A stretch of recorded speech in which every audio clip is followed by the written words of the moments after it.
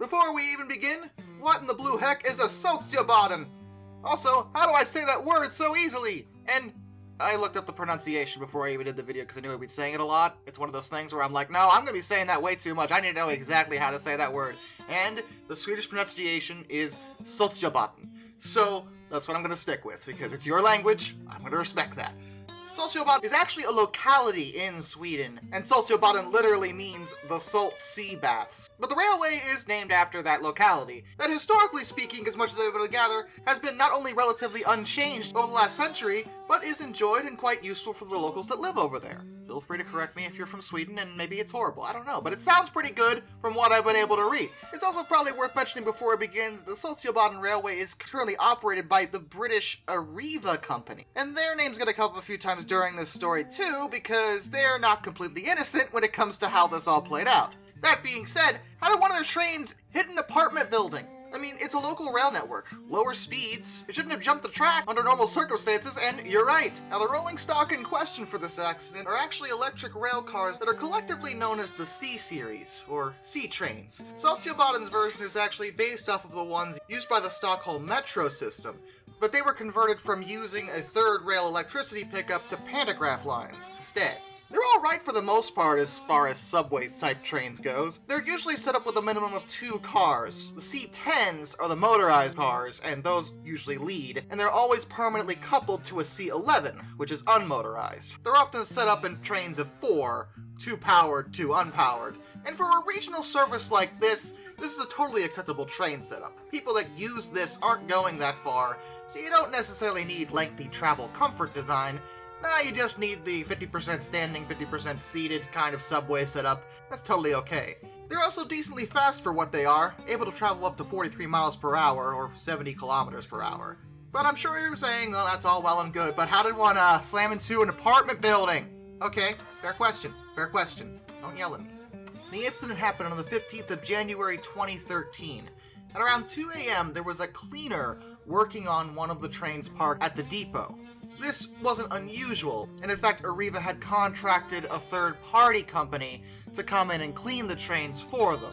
Again, not something that's unheard of, but what is unheard of is the cleaner being on board a train as it decided to go off on its own. At 2:22 a.m., just as the cleaning lady was about to leave the train, the locomotive started up and quickly made its way out of the depot. It reached its maximum speed alarmingly fast, and the cleaning lady had no idea how to even begin to stop it.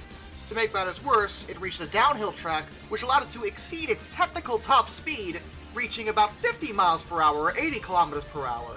Eventually it hit a buffer, and the buffer was only designed to stop a train that was traveling up to 25 miles per hour, which this train was doing double that, so that wasn't going to work. And the 90-ton train plowed over the buffer, slid over some bushes and a footpath, missed a ramp into a basement garage, and then slammed into the side of a 3-story apartment building. No one was killed during this, fortunately. The residents inside the building were not in the way of the train when it went through the wall.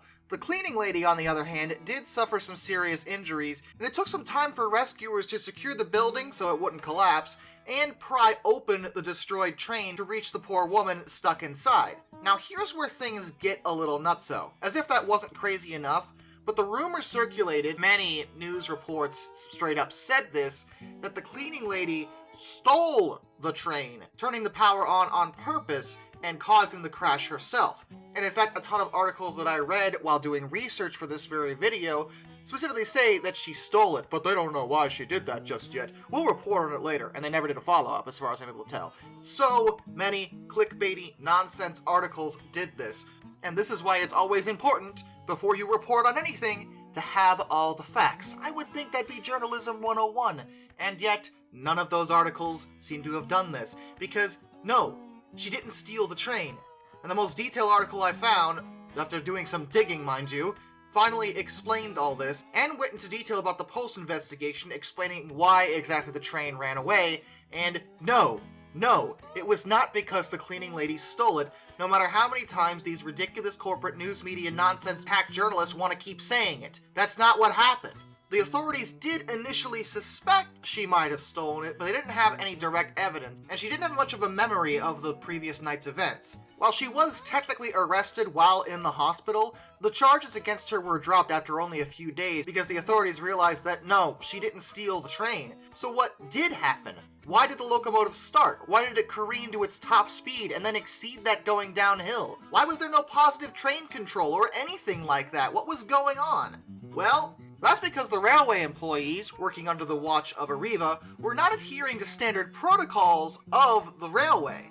The first problem is that, yes, these locomotives were equipped with a dead man switch. Rail fans were probably already asking that question themselves. For those unaware, a dead man switch is a pedal or sometimes a button that has to be pressed while a locomotive is in operation. If it's not, an alarm sounds, and if it isn't pressed back down again, the train is automatically stopped. As the name implies, they were put into place, in case the engineer or driver, dies on his watch. But to be honest, it usually mostly gets used for people just falling asleep, which happens a lot too. The point is the train shouldn't have even been able to start at all if the dead man switch wasn't pressed down, except that it was disabled.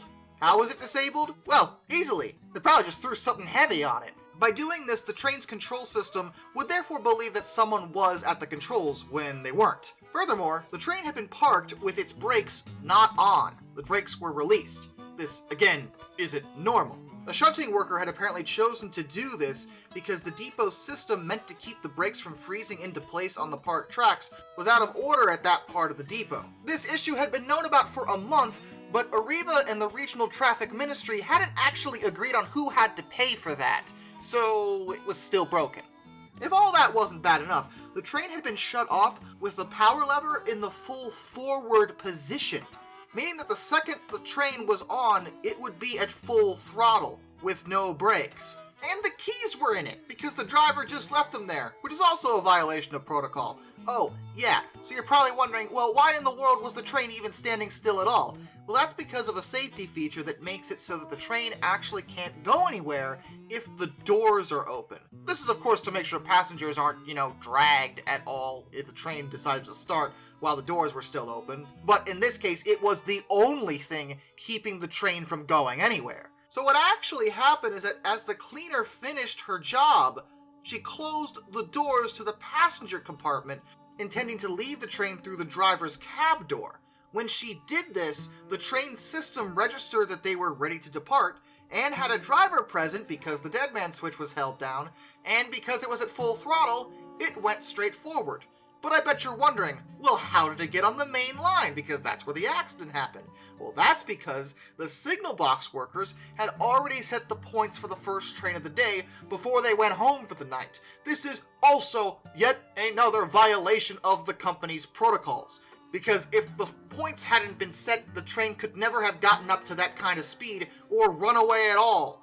And yet, that's exactly what it did. It's assumed the woman simply panicked and didn't think things through. There were emergency brake levers, and she might have been able to figure out the controls. It's not a hard locomotive to operate, but again, she was a 20-year-old girl, a cleaning lady. She was just there to do a job. I mean, she could have been freaked out. It's completely understandable that the panic may not have allowed her to think things through and stop the train. Plus, the accident happened rather quickly. Less than 2 minutes after departing the depot, the train crashed. So it wasn't like she had a lot of time to process things. When all this was found out, Arriva changed their protocols and procedures to avoid a repetition of the accident, which is kind of amusing because, technically speaking, they did have the procedures in place, they just weren't being followed at all. So, I guess they made everything stricter?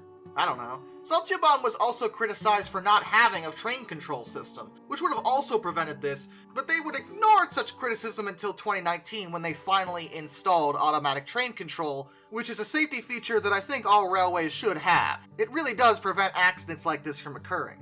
Arriva also had to pay 500,000 Swedish krona, which is about 53,000 euros or 62,000 US dollars, for professional negligence causing bodily injury, and they also had to pay a further 20,000 krona, 1,950 euros or 2,300 US dollars, in damage paid to the cleaning lady herself for initially accusing her of stealing the train. And to be honest, I think she should have been given more than that because, like I said, a lot of articles on the internet still say she stole it without giving any additional information like I just did. She didn't steal the train. It was a bunch of different procedures and policies not being followed by the staff that allowed it, and she was just unfortunate enough to be on board. The only thing she did was shut those doors. And how was anyone gonna know, especially the outsourced cleaning lady, that shutting the doors was gonna make the train go up to full speed and crash through a buffer? Okay, no one would have thought about that. No one would have even remotely considered that, let alone her. So it's definitely on the company in this case. As for the apartment, well, it stayed standing, fortunately, and it was later repaired. And as far as the train that crashed into it, well, the rear unit was actually alright. It was given minor repairs and returned to service. However, the leading unit, the powered and the unpowered cars that hit dead on, were considered damaged beyond repair and scrapped. The buffer was also redesigned, making it a lot more sturdy, so if something like that does occur again, it's less likely the train will go completely over them and into a building. Till next time, this is Darkness, and I bid you all a fond farewell.